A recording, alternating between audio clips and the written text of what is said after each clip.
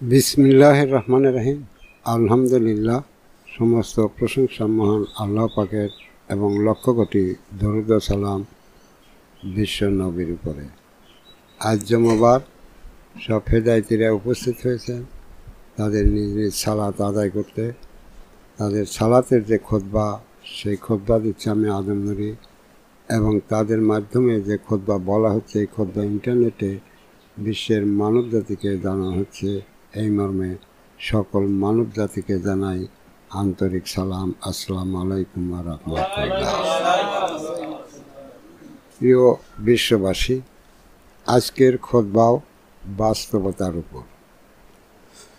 তো আজ কয়েকটি বক্তব্যের উপর দেওয়া হচ্ছে যে বাস্তব জীবনে বাস্তবতা, যা বর্তমান মানব জীবন, সেই মানব জীবনের যে সমস্ত কর্ম বা ধর্ম বাস্তবতা আছে, তার দ্বারা এই মানব জাতি কোন কল্যাণে বা কোন উপকারে বা কোন মঙ্গলে যাচ্ছে, আমি এদেরকে সকল মানবকে তা ভালো করে দেখতে বলছি। দ্বিতীয় কথা, সর্বোপরি কথা, যে মানুষ বনি আদম, যে মানুষের নিজস্ব কোনো সত্য নাই। তো সেই বনি আদম মানুষের জন্য ধর্ম, পরবর্তী জীবন লাভের জন্য এই ধর্ম আসে। তো সেখানে যারা এই বাস্তব জীবনে বর্তমান বিশ্বে আছে, বহু প্রকার ধর্ম আছে। তা আমি তাদের প্রথমেই বলি যে তোমরা তোমাদের সেই নিজের জীবন দ্বারা যে ধর্ম তুমি পালন করো, তার বাস্তবতাকে আগে লক্ষ্য করো। তোমার সেই ধর্মের পালন দ্বারা, তার ইবাদত দ্বারা, তার কর্ম দ্বারা তোমার জীবনে সেই ধর্মের দ্বারা কি প্রতিফলন ঘটছে। আর সেই প্রতিফলনের ভিতর মূল বিষয় হলো যে তুমি যে বনি আদম, তোমার কিছু নাই, তো সেখানে তুমি কোনো কিছু হতে পারতেছো কি পারো না। তুমি যে ধর্মই পালনকারী হও না কেন, তোমার ধর্ম যে তোমাকে সেই আখেরাতে নিয়ে যাবে বা পরবর্তী জীবনে আনবে, সেখানে তোমরা লক্ষ্য করো যে সেই ধর্ম, তুমি বনি আদম, তোমাকে কোন সত্যে সত্যবান করার জন্য সেই ধর্ম তোমাকে পালন করতে দিচ্ছে, আর তুমি তা পালন করতেছো। সেই পালনের ভিতর যে তোমার ধর্মের বাস্তবতা তোমার জীবনে কি পেলে বা কি প্রতিফলন ঘটালে। আমি সমস্ত মানব জাতিকে এটা দেখার জন্য জানাচ্ছি, তারা দেখুক যে আদম নুরি তাদেরকে সত্যর দিক নিদর্শন দিচ্ছে না কোনো খারাপের বা অমঙ্গলের দিক দিচ্ছে। তাহলে পারে তোমরা প্রত্যেকে বাস্তব জীবনেই আছো। অসংখ্য ধর্ম অতীত থেকে আসছে, আজও পৃথিবীতে অসংখ্য ধর্মই আছে, অসংখ্য প্রকার। তার ভিতরে এই দ্বীন-ই ইসলাম ধর্মে, দ্বীন-ই ইসলাম বলতে তো নাই, এখন হলো সব তরিকা ইসলাম, ফেকার ইসলাম। তাদের সেই তরিকা মানেই বা তোমাদের বাস্তব জীবনে কি প্রতিফলন ঘটছে, কিংবা ফেকা মানে কি হচ্ছে, কিংবা তোমরা যে পূজা করতেছ তাতে তোমরা কি বনি আদম থেকে, তোমাদের যে নাই কিছুর থেকে, তোমরা কি কোনো সত্যবান হতে পারতেছ। এটা ভালো করে তোমরা পরীক্ষা নিরীক্ষা করো যে ধর্ম তোমাদের এই বনির জাতের উদ্ধার করতে কি ধর্ম এনে দিল, কি ধর্ম এনে দিল। আর একটি কথা বারবার উঠে আসে যে দলিল কিছু কয় না, আর আপনি মাতবরি করেন। তো প্রিয় বিশ্ববাসী, দলিল দুনিয়া নিয়ে হয়, আর ধর্মীয় দলিলও অনেক আসছে। তো দলিল যারা নিয়ে আসছে তারাও কিন্তু এই পৃথিবীর মানুষ। যারা যখন আসছে, সে যখন তার ধর্মের দলিল দিচ্ছে, সেও একজন পৃথিবীর মানুষ। এই পৃথিবীতে তোমার আমার মতনই তারাও এই মানব জন্ম গ্রহণ করে তারা এই দলিল দিচ্ছে।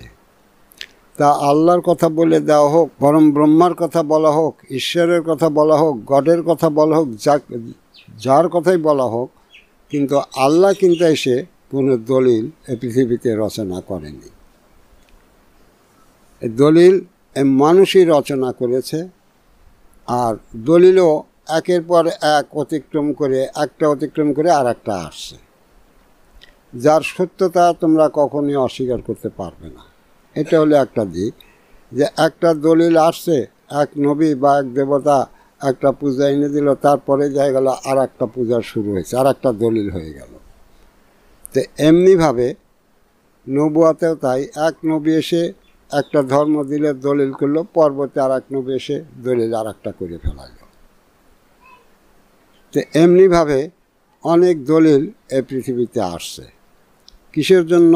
এই মানব জাতিকে পরবর্তী জীবনে, শান্তির জীবনে নেওয়ার জন্য। তো সেই সকল দলিল মানুষই আনছে। আবার দুনিয়াগতভাবে যদি দেখি, এই যে শিক্ষাগত যে সমস্ত কিতাব আসছে, তাও এই মানুষই করতেছে। এটা টাইটেল পাসের পথ, সেখানকার কিতাব, এটা বিএমএ পাস করার পথ, সেখানকার কিতাব, এ সকলও এই মানুষই করতেছে। নতুন নতুন বিজ্ঞান আবিষ্কার করতেছে, তারপরে সে বিজ্ঞানের দলিল বা কিতাব কিভাবে তা কী করবে না করবে, তারপরে তার কিতাব হচ্ছে, দলিল হচ্ছে। এই ধর্মেও ঠিক এভাবেই আসছে। তবে দুনিয়াটা এখানে প্রকাশ মানুষ তার সত্য ছাড়া কোনো কিছু করে না। আর ধর্মের সব কিছু বর্তমান হলেও তার সব কিছু ঘনীভূত অন্ধকারের ভিতরে ফেলে দিয়ে সকল ধর্ম এই পৃথিবীতে প্রকাশ পেয়েছে। তো সে জায়গায় যা তোমরা মানব জাতি ভালো করে বুঝে আনো যে তোমরা বনি আদম, তোমাদের কিছু নেই, তোমাদের নিজস্ব কোনো কিছু নিয়েই তোমরা এই মানব জন্মে এসে হাজির হওনি। সব কিছুই পরের থেকে আসছে। দুনিয়ার মানব জীবনে বেঁচে আছো, তাও সব সৃষ্টির পদের খাদ্য খানা খেয়ে বেঁচে আছো, তারাই তোমাদের কাছে থাকে। এখানে তুমি মানব বলতে তুমি কি করবে, আর সেই সকল দলিলের ধর্মই বা তোমাদের কি এনে দিল, তার থেকে তোমরা কি পেলে? দ্বিতীয় কথা, এই যে দলিল আসলো, নবী দলিল দিল, দলিল হলো, কিন্তু নবী দলিল দিল, কিন্তু সেই নবীর কিন্তু নির্দিষ্ট কোনো পরিচয় ওই দলিলেও নেই।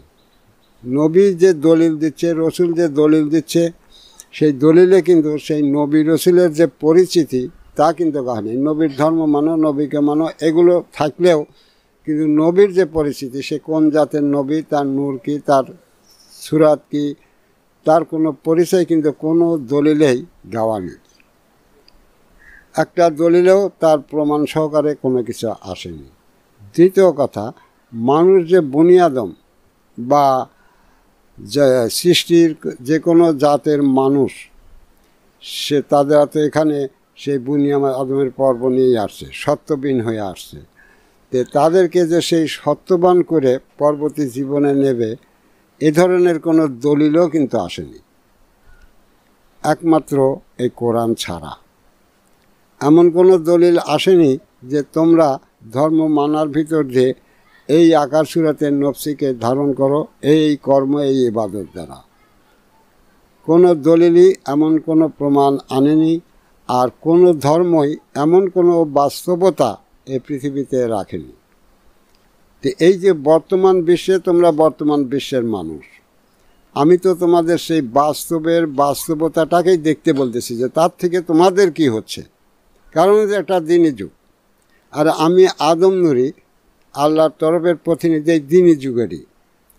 তাই আমি তোমাদের সকল ধর্মের ধর্মীয় বাস্তবতা, তোমার নিজের জীবনের বাস্তবতা কি, তা দেখার জন্যই তোমাদেরকে বারবার বলা হচ্ছে। তো তোমরা সেটা ছেড়ে যদি দলিলের দোহাই পারো, এ দোহাই পারো, অমক নবীর দোহাই পারো, অমক দেবতার দোহাই পারো, অমক পীর সাহেব বড় দোহাই পারো, তারা বড় হোক আর ছোট হোক, এটা আমার প্রশ্ন নয়। তিনি যে ধর্ম দিচ্ছেন, সেই ধর্ম মানার ভিতর দিয়ে তোমার মুক্তি আসবে কিনা, সেই মুক্তিটা তুমি কোন জাতের উপর পাবে। আমার বক্তব্য হলো মূল এটা, নবী কত বড় এর পরিমাপ করার আমার প্রয়োজন আসে না, দেবতা কত বড় এর পরিমাপ করার প্রয়োজন আমার আসে না। এখানে আমার পরিমাপ হলো যে নবী যত বড় হোক ছোট হোক, কিন্তু সেই নবী মানব জাতিকে যে ধর্ম এনে দিল, তো সেই মানব জাতি সেই ধর্ম মেনে কোন সত্যে সত্যবান হয়ে সে আখেরাতের জীবনে ফিরে যাবে।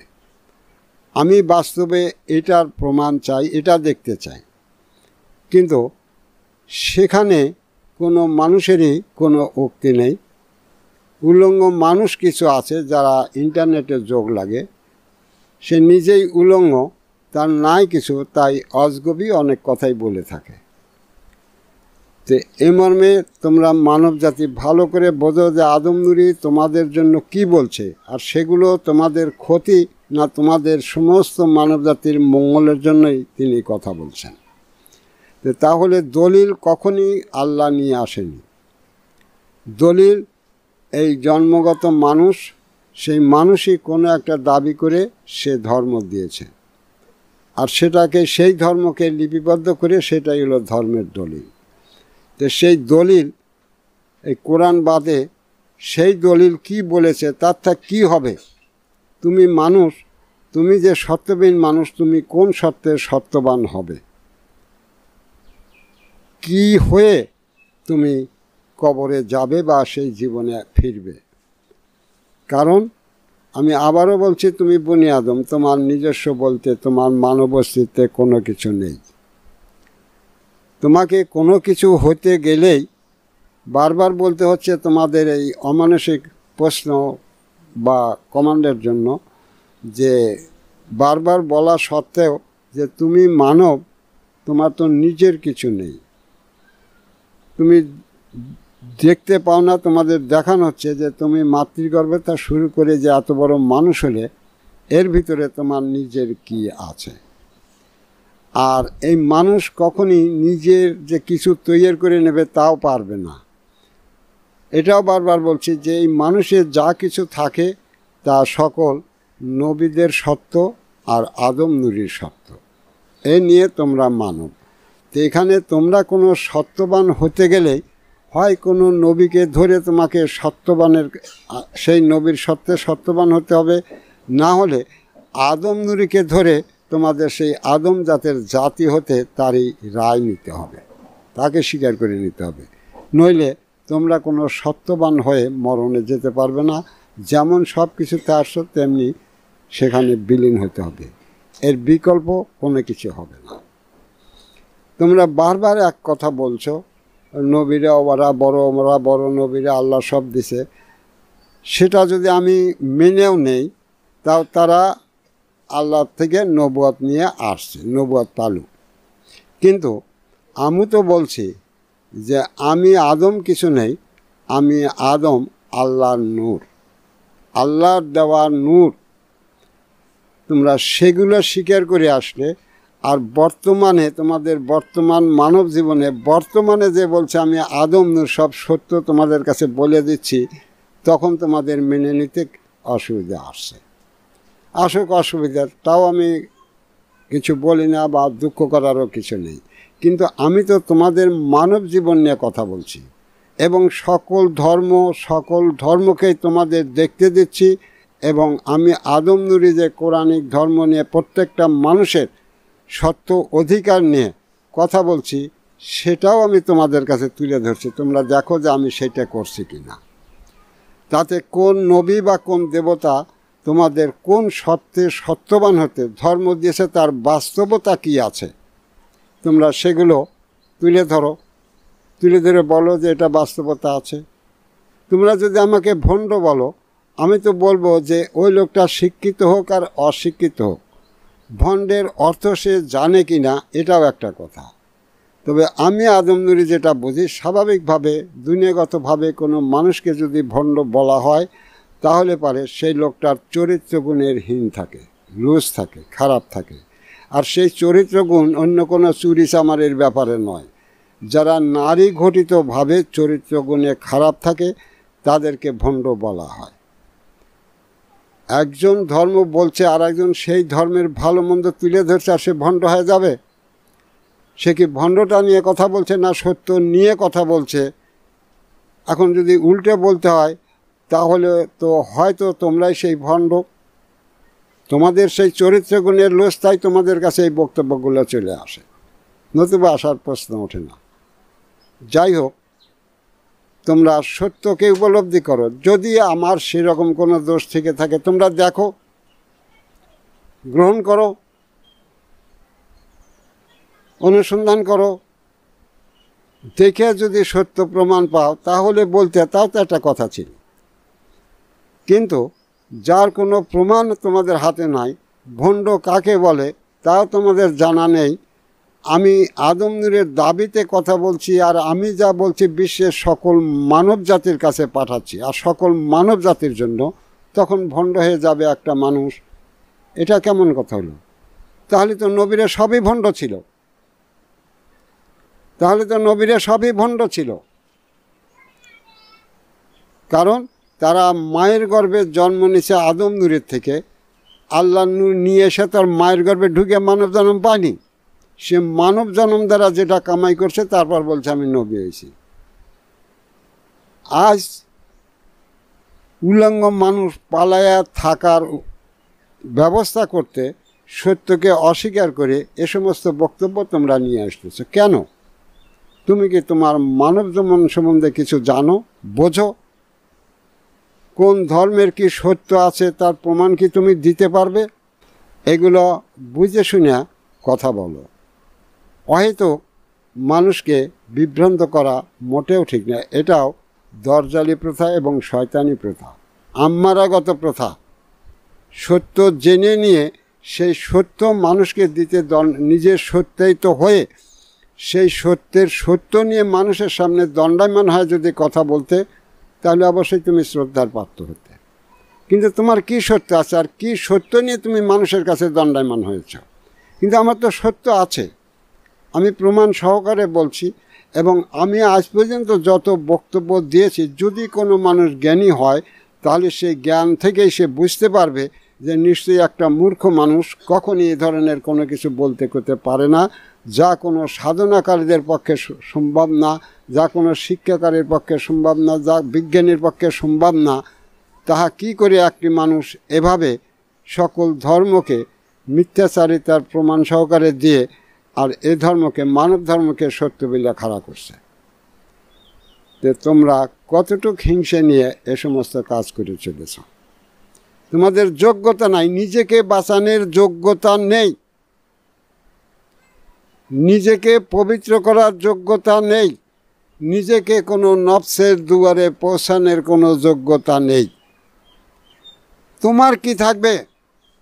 তোমাদের বিশ্বে যত আলেম আছে তাদেরও নাই যে নির্দিষ্ট কোনো নফসের দ্বারে পৌঁছায় সেই নফসিয়ালা হয়। তোমার বিশ্বের যত পীর সাহেব আছে, পুরোহিত ব্রাহ্মণ সাহেব আছে, কারো যোগ্যতা নেই কোনো নফসের দুয়ারে হাজির হয়ে সে নফসিয়ালা হয়। কারণ আমি বলছি যে নফসের মালিকানা সত্যদার নবীরা, আর আমি আদম নূরি। অতএব কোনো নফসের দুয়ারে যেতে হলে, নফসিয়ালা হতে হলে, হয় নবীদের প্রয়োজন, না হয় আমার প্রয়োজন, নতুবা নফসিয়ালা হতে পারবে না। সেই বুনিয়াদম উলঙ্গ মানুষ ছাড়া আর তোমরা কোনো কিছু নও। হে প্রিয় বিশ্ববাসী, আমি তোমাদের যেখানে তোমাদের কিছু নেই সেটাকেই সর্বাধিক গুরুত্ব দিয়ে তোমাদের বোঝানোর চেষ্টা করছি। কারণ তোমরা যেখানটায় যেভাবে যত সত্য নিয়ে আসো, এখানেও বলা হয়েছে যে এখানে সব এই মানবে নবুয়তি সত্য আছে আর আদম সত্য আছে। এর দ্বারা তোমরা পূর্ণ মানব, কিন্তু থাকা সত্ত্বেও তোমরা বুনি আদম। কোনো সত্যের উপর অধিকার দিয়ে তোমাদের এই মানব জীবনে আনা হয় নাই। আর যখন সত্যের উপর অধিকার তোমাদের দেওয়া হয় নাই, তখন তোমরা যে ধর্মই পালন করো না কেন, কোনোভাবেই কোনো সত্যবান হয়ে, কোনো নির্দিষ্ট কোনো জাতের কুলের সত্ত্বে সত্যবান হয়ে তোমরা মরণে যেতে পারবে না। সেই সত্যবিহীন হয়েই তোমাদের মরণে যেতে হবে।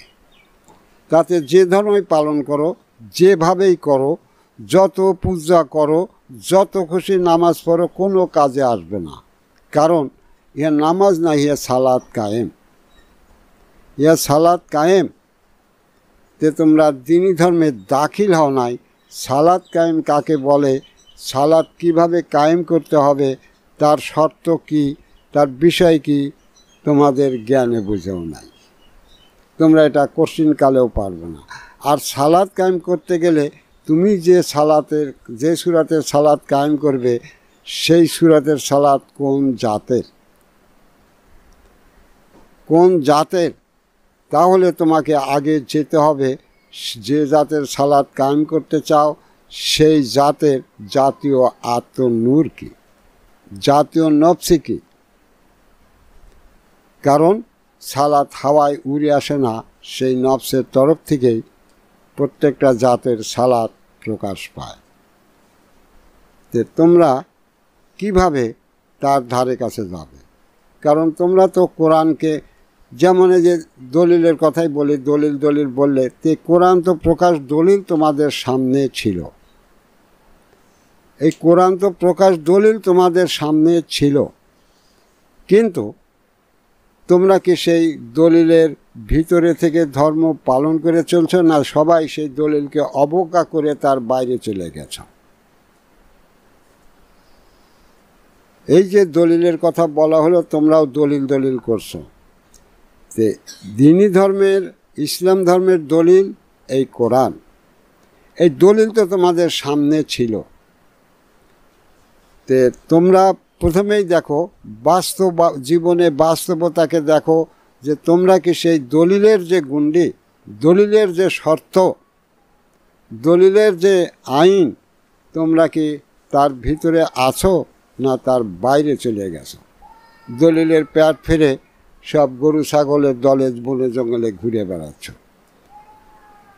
তোমরাই দেখো, আমি তোমাদের দেখাচ্ছি, তোমাদের জ্ঞান, তোমাদের দৃষ্টি এখানে খুলে দিচ্ছি, যে যাহা দলিলে আছে, যাহা এই কোরআনে আছে, তোমরা কি সেই দলিলগত মানুষ, না তার বহিরাগত মানুষ? এখানেই আরও কথা আসে, যে তোমরা যদি সেই দলিলগত মানুষ হতে, ইসলামের দাখিলকৃত ইসলাম হতে, তাহলে তোমাদের সেই দলিলের ধর্মে কি করে এক করে 200-250 পীরের নামের তরিকার বায়াত আলো? তোমাদের চোখ ছিল না এতদিন, কান ছিল না, তোমরা দেখো নাই? এটা তো আজকের তা শুরু হয় নাই, আজ বলা হচ্ছে আর তোমাদের অসুবিধা হয়ে যাচ্ছে। দলিলকে কারা উপেক্ষা করেছে? দলিল তো আছেই তোমাদের কাছে। তাহলে সেই দলিলের যে হেদায়েত, দলিলের যে মানানা, সেটাকে উপেক্ষা করে কারা এই এক করে 200-250 মতো পীরের নামে এই তরিকা চলছে, এই কোরআনেরকে হেলনা দিয়ে, কোরআনের গা ছুঁয়ে এগুলো করে চলছে। তাতে কোরআনের দোহাই দিচ্ছে, তোগুলোকে এই দলিলের ধর্ম বলো? দলিলের দোহাই দাতারা বলো, কোরআন কি বলছে যে এই 200-300 তরিকা তোমরা পালন করো, এ পীরের নামে, হে পীরের নামে, ও পীরের নামে? না, কোরআনের একটাই হেদায়েত, যে দ্বীনি ধর্মে দাখিল হবে ওই এক হেদায়েত দরজা দিয়ে তাকে দাখিল হতে হবে। তোমরা কোন দলিলের কথা বলছো? পারলে সেই দলিল নিয়ে খাড়া হও। সেই দলিলে কি আছে? তোমাকে সত্যবান করার জন্য আসছে, না বিনা সত্যে পাঠাচ্ছে? কোরআন তো তোমাদের সত্যবান করার জন্য ধর্ম নিয়ে আসছিল। তোমাদের পীর সাহেবরা তো, ফেকা সাহেবরা তো তোমাদের সেখানটা সরা নিয়ে গিয়েছে। তোমাদের দলিল কোথায় বলেছিল যে আমার অভাব আছে, তোমরা ফেকার দলিলকে স্বীকার করার তা মানো না? দলিল বলছে আমি পূর্ণ ধর্ম, পূর্ণ হুকুমত। তোমাদের বিশ্ব নবী তো বলছে এটা পূর্ণ ধর্ম, পূর্ণ হুকুম, তার সকল কিছু আমি তোমাদের উপর সত্য করেছি কিনা? তোমরা তাহা ছেড়ে কিভাবে এই 200-250 তরিকা পীরের নামের তরিকা মানতে গেলে? ওগুলো কোন দলিল? ওগুলো কোন দলিল? একের পর এক ফেকা শাস্ত্র, সেগুলো তোমরা মানিয়ে নিলে, এগুলো কোন দলিল? তোমরা সেই ফেকার দলিলের মানুষ, তোমরা সেই পীরত্বর দলিলের মানুষ, তোমরা তো কোরআন দলিলের মানুষ নয়। কারণ কোরআন দলিল স্বীকার করলে তোমাদের তো আজমা কেয়াস, ফেকা, পীরত্ব, অলিত এ সমস্ত কোনো কিছু নেই। সেখানে একটাই পথ, আল্লাহর তরফের হেদায়েত। সেখানে একই নূর, যার উপর ঈমান আনার হুকুম দেওয়া হয়েছে। সেখানে প্রত্যেকটা লোককে আত্মসমর্পণ করতে বলা হয়েছে। তারপরে তাকে দ্বীনি ধর্মের পূর্ণ অস্তিত্ব জ্ঞান দিয়ে, বুঝ দিয়ে, তাকে সব কিছু তার আকেলে দিয়ে তারপরে তাকে পূর্ণ ইসলাম ধর্মে, কোরআনিক ধর্মে দাখিল করানো হয় পূর্ণরূপে।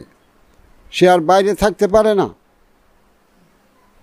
যারা এই দাখিল হয় তারা আর সব কিছুই কোরআনের দায়িত্ব, কোরআনের ভারত, কোরআনকে বহন করা, কোরআনকে মেনে চলা তারাই মানে।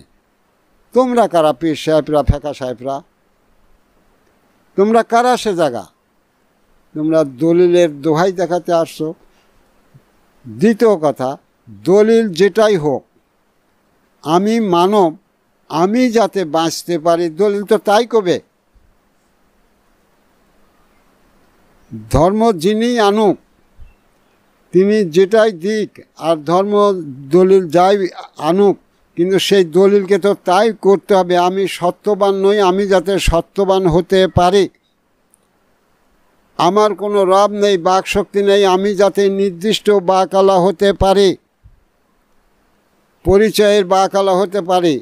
আমার কোনো দিন নেই, আমি যাতে দিনওয়ালা হতে পারি। দলিল করে তো তাই করতে হবে। আমার যা নাই দলিল, তাহাই আমাকে সত্য করে দিতে হবে, এবং সেই দিন কায়েমের বা রব কায়েমের বা আত্মা কায়েমের পথ দিতে হবে। কোথায় তোমাদের? বাস্তবে দেখাও। গাজার সুলেমে টান দিয়ে আসে কমান একটা লিখে দিলাম আর হয়ে গেল, এগুলো চলে না। সব কিছু বাস্তবের বাস্তবতা নিয়ে কথা বলা হচ্ছে। আমি বুনিয়াদম, আমি কিসে আত্মবান হব? এটা কোন জাতের জাতীয় আত্মা ধরার জন্য আমাকে ধর্ম দেওয়া হলো, তার আকার সুরাত কী হবে? আমি কোন রবওয়ালা হব? কিভাবে হব? আমি কোন দিন কায়েম করব, কিভাবে করব? তার বাস্তবতা নিয়ে খাড়া হতে হবে। কোথায় তোমাদের দলিল? এটা মানব দলিল।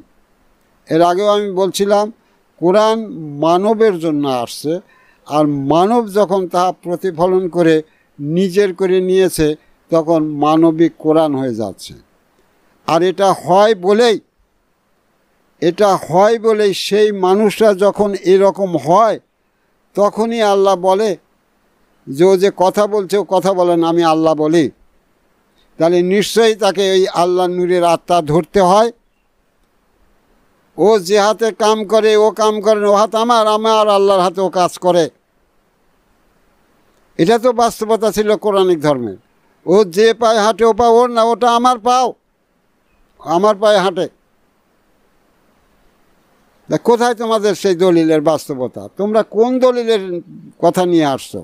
কোন দলিল তোমরা মানো? আমি আবারও বলছি, দলিল তো সেটাই বলবে যেটাকে এই বুনিয়াদমকে তার সেই যে আত্মা বা যে নূরের ধর্ম মানবে, সেই নূরের জাতের জাতি করে নিতে দলিলকে কথা বলতে হবে। আর সেই কথা একমাত্র এই কোরআন বলেছে। আর সেই কোরআনের সত্য তোমরা 1500 বৎসর ধরে তোমরা তরিকা বানা আনিছো, ফেঁকা বানা আনিছো, কম বানা আনিছো। সে দলিলের সত্য তোমাদের কাছে কোথায়?